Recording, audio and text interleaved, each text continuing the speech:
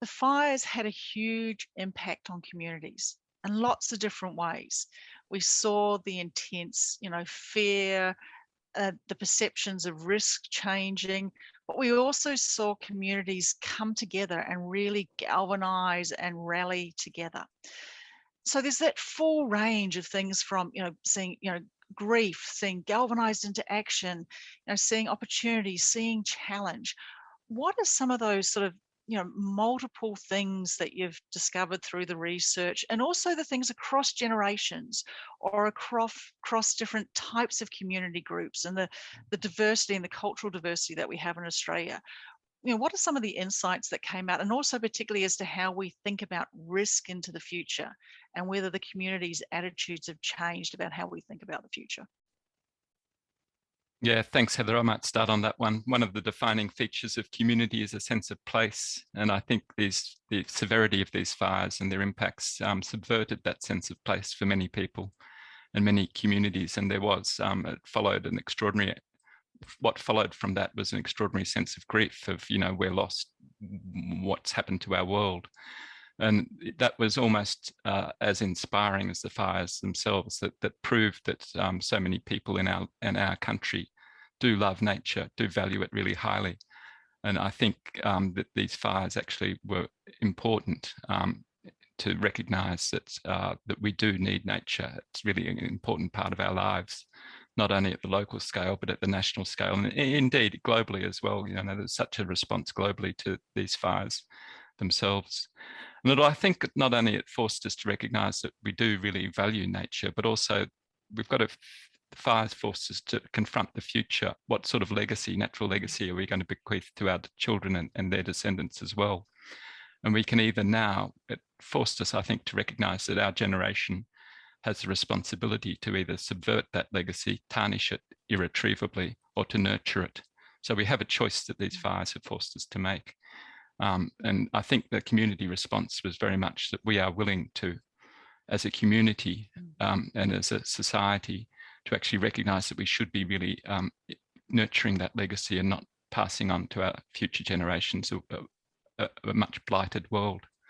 So I think that fires actually was a really important landmark event in our history, and actually forced us to recognise that what we do now is really going to change or improve the future that we leave for our future generations. And that generational question you asked is also important as well, because we tend to see the world as it is in front of us, and not as it may be, or may have been, or may be in the future.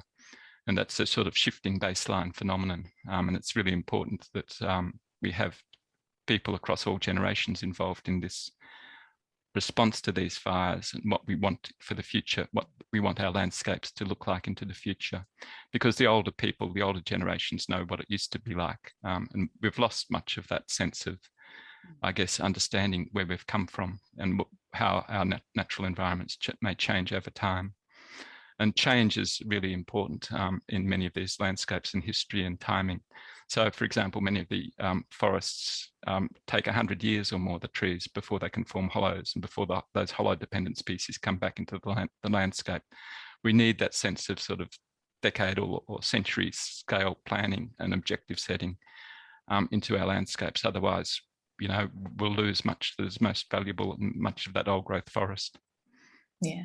And I think, a lot of the projects that we were involved in were understanding what policies and practices need to change. Like, how do we get better at this? But we can't forget that, we need to bring people along on that journey as well. And it's as John said, it's about communicating, well, what can we expect in the future, and getting better, I think, too, about explaining the role of fire in the landscape and what that means. But it's also asking, well, what vision do people, what do they want? What do they want going forward? And then we can start thinking about, well, how do we sort of achieve that vision, and then what are some of the barriers and the risks involved in whether we can actually do that or not. So I think bringing people in is absolutely critical. And I think just in terms of that community outpouring, you know, we saw that that community outpouring translate into a lot of desire for action, particularly in the immediate aftermath of the fires. And so there was this real sense that people, through that shock that they experienced, you know, to their sense of place and to the sense of what kind of world we're living in, want to do something and want to actually build that connection through caring and responding in a way that was helpful. So we've, you know, there's been fantastic community initiatives that have been coordinated, you know, across the country. Of course, we saw the wildlife rescue response. We saw a lot of people trying to get out and think about supplemental feeding, you know, and other things. And one of the things we found was, unfortunately, we don't really know what the most effective actions are in a lot of those cases. So we really need to learn those lessons from what has just gone on about what were the most effective and important community responses. Some examples, I've heard a story about people in Adelaide growing trees that have been replanted, used for replanting in fire affected areas in other parts of South Australia. So there are really valuable and useful contributions that the wider community can make. There's a real desire for citizen science. And I think that this, you know, if we can kind of harness that and really draw on people's strengths and the contributions community can make, then we can actually build that connection and that hope for the future. But one of the lessons in the conversations we've been having is that we need a systems response to be able to integrate community, you know, desire to respond effectively. So we need our agencies and our planning needs to think about what kinds of things would be the most effective ways to channel that desire to act in particular contexts in particular systems, and you know, what are maybe the less valuable things that people can do, so that we can really harness that response and really value and help people connect in. I think the other thing is, and I think John spoke to this at the start, it has been a real wake-up call for our wider communities. Things that we may have taken for granted about the places we live. It has actually forced a recognition of the value that we place, and maybe created an opening where people can connect with our landscapes in new ways, and really be aware of how we're connecting with the places where we live and the places around us. So I think there really is an opportunity to continue in this recovery phase, which hasn't ended, to harness that desire to respond and to use it to transform how we think about more broadly about our connections to place in the wider community as a whole.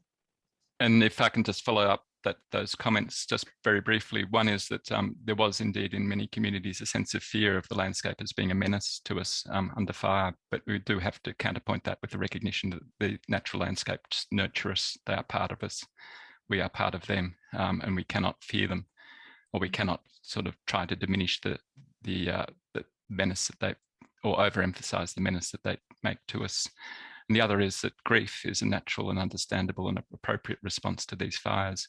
But there is a path, we need to take the pathway out of grief, and that is through doing actions to recover these landscapes, to make them better again, and to try to ensure that they don't happen again. We can't be left with grief alone.